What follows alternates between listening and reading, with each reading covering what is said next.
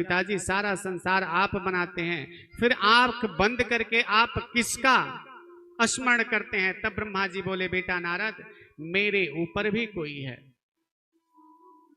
नारद जी ने पूछा, कौन है?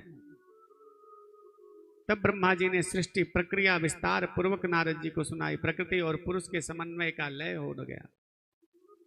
सम्य व्यवस्था से सृजन होता है। प्रकृति और पुरुष पृथक पृथक हुए।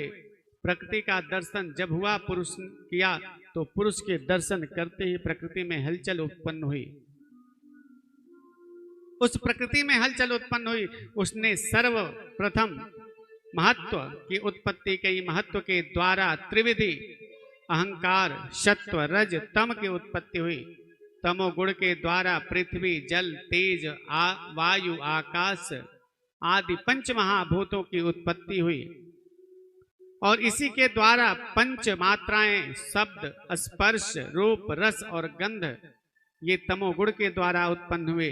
रजोगुण के द्वारा इंद्रियों की रचना हुई। सतगुण के द्वारा इंद्रियों की अधिष्ठात्री देवी की उत्पत्ति हुई। भगवान श्रीमन नारायण प्रभु के नाभि कमल से ब्रह्मा जी का जन्म हुआ। ब्रह्मा जी कमल से प्रकट हुए। सोचने लगे कि चारों तरफ देखा। चारों तरफ देखने से ब्रह्मा जी के 4 मुख प्रकट हुए। जब ऊपर की तरफ देखा तो ब्रह्मा जी का 5वां सिर भी प्रकट हुआ। कुछ नहीं दिखाई दिया। अब ब्रह्मा जी विचार करने लगे, मैं कौन हूं? तो उनके कान में एक शब्द टकराया।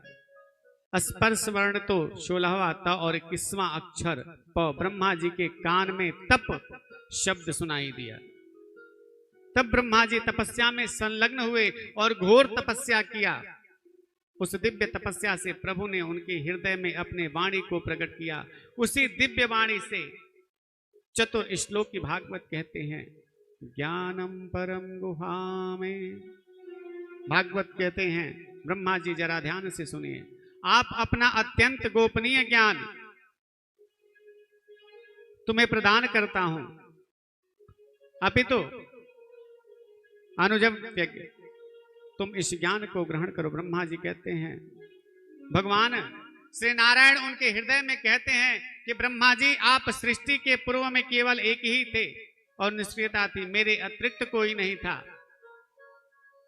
सूक्ष्म मात्र से ये सारा जगत मुझ में व्याप्त है। हे ब्रह्मा जी, इस सृष्टि की रचना के लिए मैंने आपको उत्पन्न किया है।